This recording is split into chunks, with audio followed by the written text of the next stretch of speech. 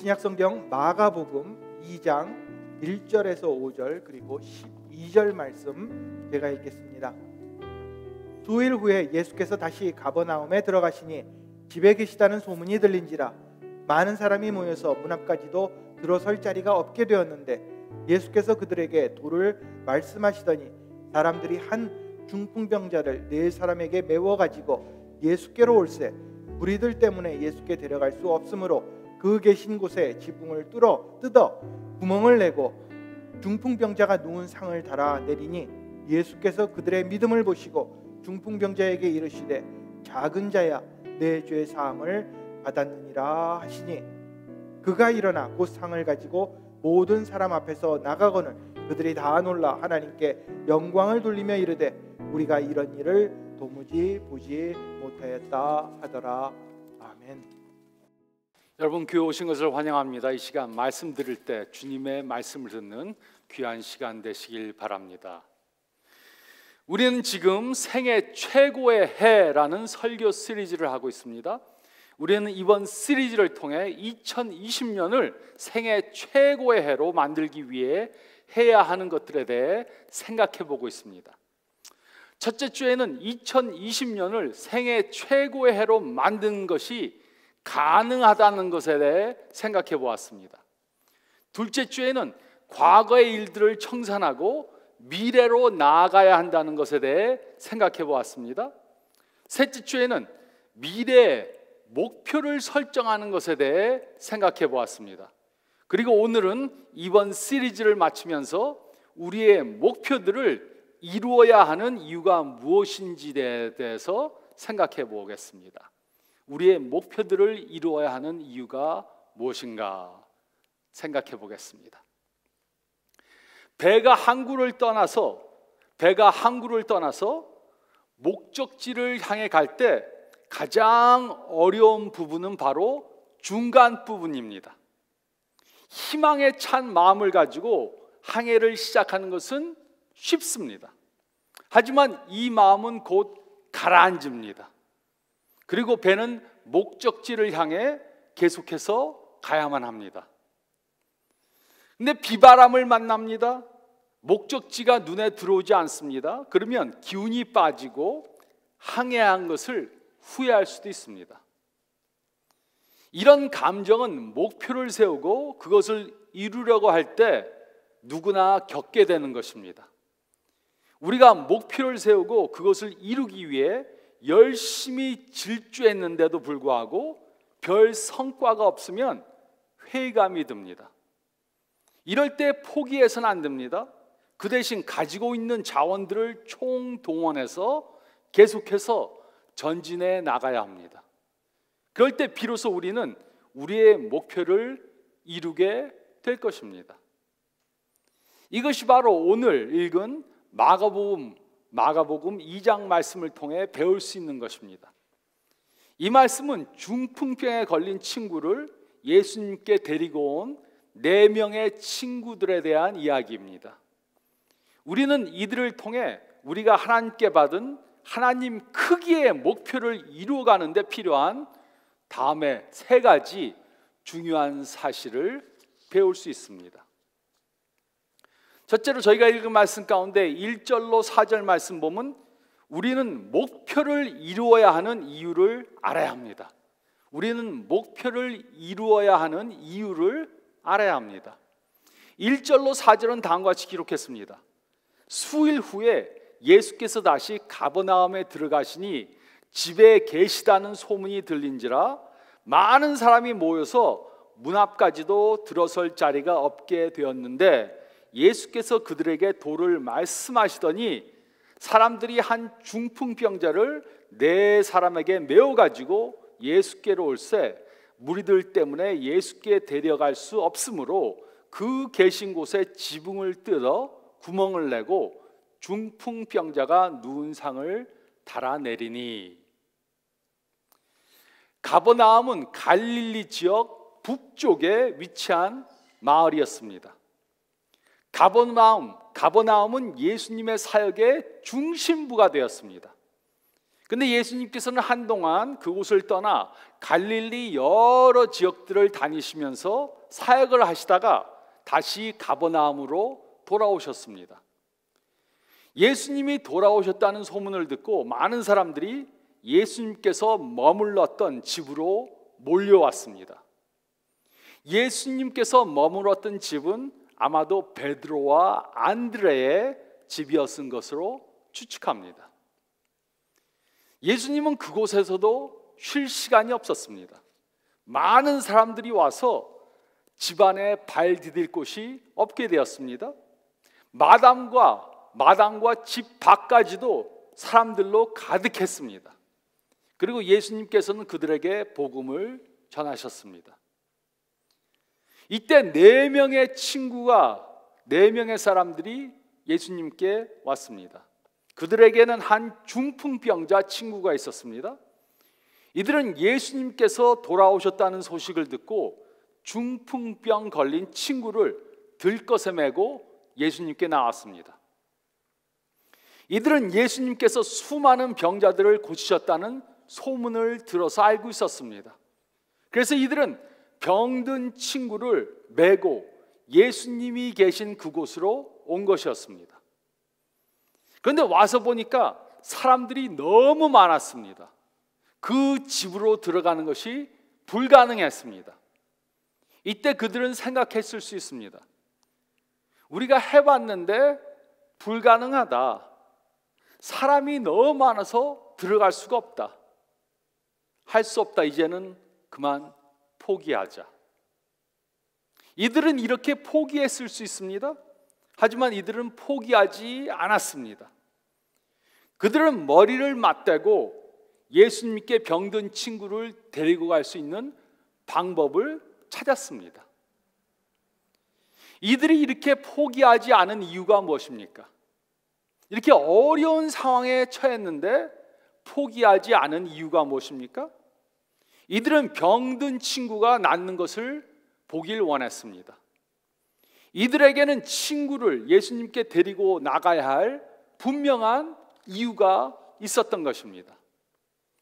그 분명한 이유가 이들로 하여금 어려운 일을 만났을 때 포기하지 않고 끝까지 인내하도록 한 것입니다.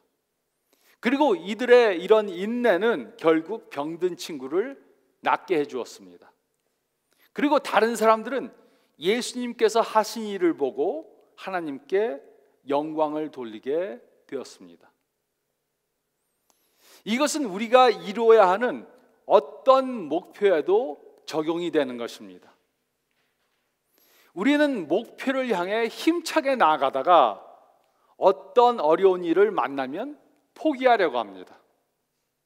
그 목표가 배우자와의 관계를 개선하는 것이든 자기 발전을 위한 것이든 비즈니스를 잘 운영하는 것이든 대인관계를 좋게 하는 것이든 건강을 더 좋게 하는 것이든 영적으로 성장하는 것이든 다 마찬가지입니다.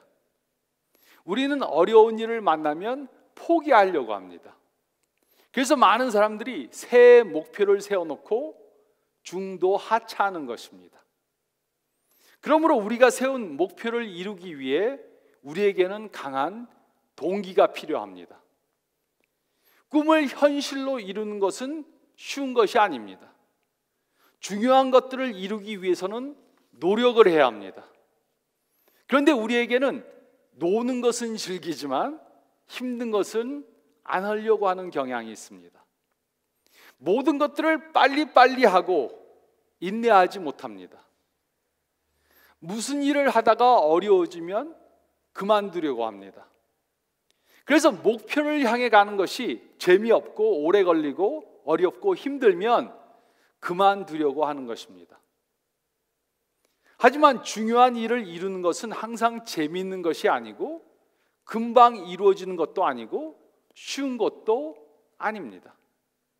그래서 우리는 어떤 목표를 향해 출발하기 전에 왜 그것을 이루어야 하는지 그 분명한 이유를 알고 시작해야 하는 것입니다. 나는 왜 배우자와의 관계를 개선하려고 하는가? 나는 왜 비즈니스에 성공하기를 원하는가? 나는 왜 경제적으로 윤택해지길 원하는가? 나는 왜 건강해지려고 하는가? 우리는 그 이유를 깨달아야 합니다. 그리고 그 이유는 우리의 이기주의적인 마음이나 이 세상적인 생각이나 물질 우선주의적 태도에서 나온 것이 되면 안 됩니다. 우리의 궁극적인 목표는 항상 하나님의 나라와 그의 영광을 위한 것이 되어야 합니다. 우리가 목표를 이루어야 하는 이유가 하나님의 나라와 그의 영광을 위한 것이 아니라면 우리는 언제든 그 목표를 포기하고 말 것입니다. 내가 잘 살고 내가 잘 먹고 내가 편한 것을 위해서 어떤 일을 이루고자 하면 우리는 그 목표를 이루어가다가 어려운 일을 당하면 포기하고 말 것입니다. 그러므로 우리는 이렇게 해야 합니다. 우리가 어떤 목표를 설정했다면 그 목표를 이루어가야 하는 이유를 하나씩 나열해 봐야 합니다. 내가 이 목표를 이루고자 하는 이유가 무엇인가? 한 가지 목표를 위해 3가지에서 5가지 정도의 이유를 써야 합니다. 그리고 그 이유들을 우선순위적으로 배정해야 합니다. 그리고 그 우선순위에 가장 위가 되는 것, 가장 중요한 것은 바로 하나님께 영광을 돌리기 위한 것이 되어야 합니다. 우리는 목표를 세워놓고 그것을 이루어갈 때 그 목표를 이루기 위한 이유를 알아야 합니다. 우리는 목표를 이루기 위한 이유를 분명히 알아야 합니다. 또 둘째로 3절로 4절 말씀을 보면 우리는 친구들의 도움을 받아야 합니다. 3절로 4절은 다음과 같이 기록했습니다.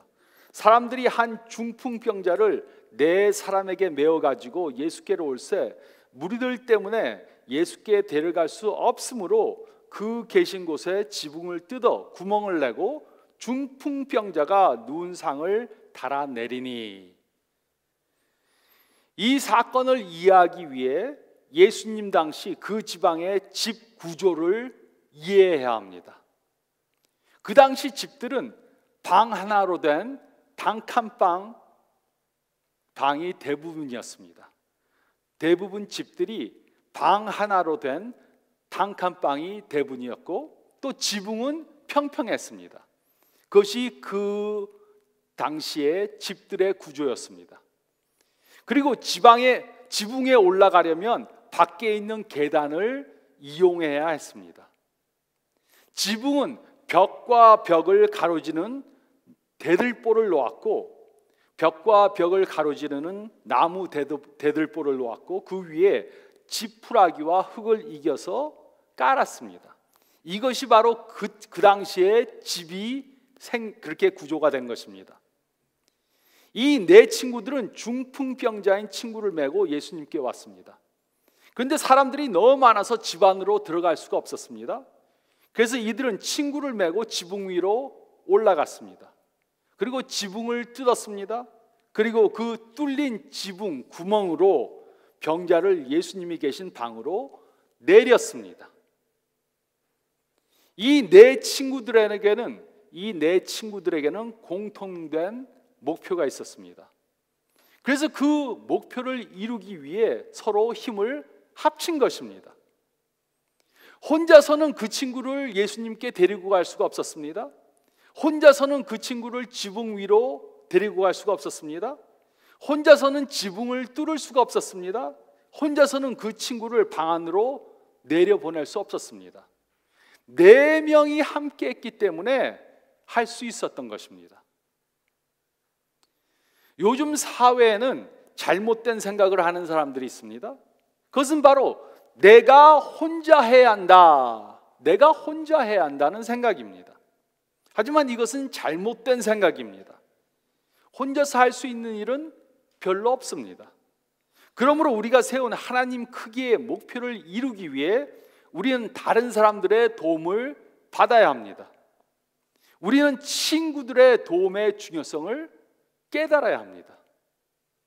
그래서 솔로몬 왕은 친구의 중요성에 대해 말해준 것입니다. 잠언 27장 17절에 철이 철을 날카롭게 하는 것 같이 사람이 그의 친구의 얼굴을 빛나게 하느니라 말했습니다. 우리는 보통 아무런 생각 없이 친구를 사귀는 경우가 많습니다. 같은 직장에서 일하다 보니 친구가 됩니다. 아이들이 같은 학교에 다니다 보니까는 부모들끼리 친구가 됩니다. 같은 교회에 다니다 보니 친구가 됩니다. 우리는 어떤 목표를 갖고 친구를 사귀지 않습니다. 의도적으로 도움이 필요한 사람들과 친구 관계를 맺지 않습니다. 이렇게 우연히 사귀는 친구 관계도 좋지만 우리는 하나님이 주신 목표를 이루는 데 도움이 되는 그런 사람들과 의도적인 친구 관계를 가져야 합니다. 하나님께 받은 하나님 크기의 목표는 혼자서 이룰 수 있는 것이 아닙니다. 친구의 도움을 받아야지만 이룰 수 있는 것입니다. 그래서 우리는 우리를 도와줄 수 있는 사람들과 의도적인 친구 관계를 가지며 필요한 도움을 받아야 합니다. 이런 친구 관계는 우리를 더 생산적으로, 더 창의적으로, 또 더 인내할 수 있게 도와줍니다. 물론 이런 친구 관계를 갖는 것이 쉬운 것은 아닙니다. 우리가 가정을 돌보고 일을 하다 보면 친구 관계를 만들거나 또 친구 관계를 유지하는 것이 어려울 수 있습니다. 하지만 우리가 2020년을 우리 생애 최고의 해로 만들려면 우리는 친구 관계를 등한시하면 안 됩니다. 우리는 친구들과 함께 하나님께서 주신 목표를 이루어가야 합니다. 저에게는 시카고에 와서 고등학교 때부터 알면서 사귄 친구들이 있습니다. 대학교를 같이 다녔고 신학교를 같이 다닌 그런 친구들이 있습니다. 지금은 다 여러 지역에서 또 여러 나라에서 목회를 합니다. 그런데도 거의 매주 연락을 합니다. 어려운 일이 생기면 서로 이야기하고 기도합니다. 또 선교도 같이 합니다. 이런 모든 것들을 통해 서로 힘을 받아야 합니다. 포기하려고 하다가도 새로운 힘을 얻고 계속해서 목표를 향해 나가야 합니다. 우리의 모든 영역에는 이렇게 우리를 도와줄 친구들이 필요합니다. 우리는 친구들의 도움을 받아야 합니다. 이제까지 제가 말씀드린 것, 우리가 목표를 이루어야 하는 이유를 알아야 한다. 또 우리의 친구를 사귀어서 친구들로부터 도움을 받아야 한다. 이런 말씀은 세상에 있는 어떤 책에서도 배울 수 있는 것입니다. 많은 사람들이 이렇게 해라, 이렇게 말합니다. 하지만 크리스천들에게는 세상 사람들에게 없는 엄청난 자산이 있습니다. 그것은 바로 세 번째 포인트입니다. 이 세 번째 포인트는 가장 짧지만 가장 중요한 것입니다. 세 번째로 저희가 5절과 12절 말씀 보면 우리는 예수님과 파트너가 되어야 합니다. 우리는 예수님과 파트너가 되어야 합니다. 목표를 이루어야 하는 이유를 알아야 되고 또 친구들의 도움을 받아야 하지만 가장 중요한 것은 예수님과 파트너가 되는 것입니다. 5절은 다음과 같이 기록했습니다. 예수께서 그들의 믿음을 보시고 중풍병자에게 이르시되 작은 자야 내 죄 사함을 받았으니라 하시니, 예수님께서 그 중풍병자와 그의 친구들의 끈질긴 믿음을 보셨습니다. 그런데 예수님께서는 그를 고쳐주신다고 말씀하시지 않고 그 대신 내 죄가 사함을 받았다 이렇게 말씀하셨습니다. 우리는 그 중풍병자에게 필요한 것은 죄 사함이 아니고 병이 낫는 것이라고 생각할 수 있습니다. 하지만 예수님께서는 그 사람의 더 깊은 필요를 보신 것입니다. 물론 이 말씀은 이 사람에게 중풍병이 생긴 것이 그가 죄를 범해서 라는 것은 아닙니다. 그러나 이 말씀은 모든 병들의 근원적인 원인은 하나님과의 관계가 망가졌기 때문이라는 것입니다. 이 세상에 죄가 들어와서 우리가 병에 걸려서 죽는 것입니다. 그래서 예수님께서는 가장 근원되는 문제를 해결해 주시려고 했던 것입니다. 그렇지 않았다면 이 이야기는 결국 단지 중풍병에 걸린 사람이 낫다, 그 이야기밖에 되는 것이 아닙니다. 중풍병에 걸린 사람을 예수님이 치료해 줬다. 하지만 예수님께서는 그의 병만 고치신 것이 아니고 그의 죄의 문제를 해결해 주셨습니다. 그래서 병이 낫다 이렇게 말씀하시지 않고 내 죄 사함을 받았다 이렇게 말씀하신 것입니다. 그런데 예수님의 권위는 분명했습니다. 예수님께서 그의 죄를 사해 주시니까 그 사람은 곧 나음을 입었습니다. 병이 나았습니다.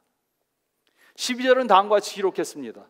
그가 일어나 곧 상을 가지고 모든 사람 앞에서 나아가거늘 그들이 다 놀라 하나님께 영광을 돌리며 이르되 우리가 이런 일을 도무지 보지 못하였다 하더라. 그 사람은 즉시로 고침을 받았습니다. 그래서 자신이 누웠던 침상을 들고 모든 사람들 앞에서 걸어 나갔습니다. 사람들은 전부 다 깜짝 놀랐습니다. 이런 일을 본 적이 없었습니다. 그래서 이 사람들은 이 일은 하나님께서 하신 것이구나, 그것을 깨닫고 하나님께 영광을 올려드렸습니다. 우리가 하나님께 받은 목표를 향해 나가다 보면 목표에 도달하기 전에 어려운 문제들을 만날 수 있습니다. 그럴 때 우리는 하나님께서 우리와 함께 하신다는 것을 기억해야 합니다. 우리의 목표를 이루어가는 것은 우리 혼자서 하는 것이 절대로 아닙니다. 그래서 우리는 친구의 도움을 받아야 합니다. 하지만 그뿐만이 아니라 우리가 하나님과 파트너가 되지 않으면 하나님 크기의 목표들은 절대로 이룰 수 없습니다. 4명의 친구들은 병든 친구를 예수님께 데리고 와서 예수님을 통해 고침을 받게 했습니다. 그래서 우리도 이 사건을 통해 배워야 하는 것은 예수님께서 우리를 통해 일하시게 해야 한다는 것입니다. 이것이 바로 예수님과 파트너가 되는 것입니다. 예수님께서 우리와 함께 하시면 불가능한 것이 없습니다. 예수님께서 우리와 함께 하시면 모든 자원이 우리에게 있는 것입니다. 예수님께서 우리와 함께 하시면 모든 능력이 우리와 함께 하는 것입니다. 그러므로 2020년이 우리 생애 최고의 해가 되기 원한다면 우리는 우리 마음대로 우리가 원하는 것을 우리의 목표로 삼으면 안 됩니다. 그리고 그 목표를 우리의 힘만으로 이루려고 해서는 안 됩니다.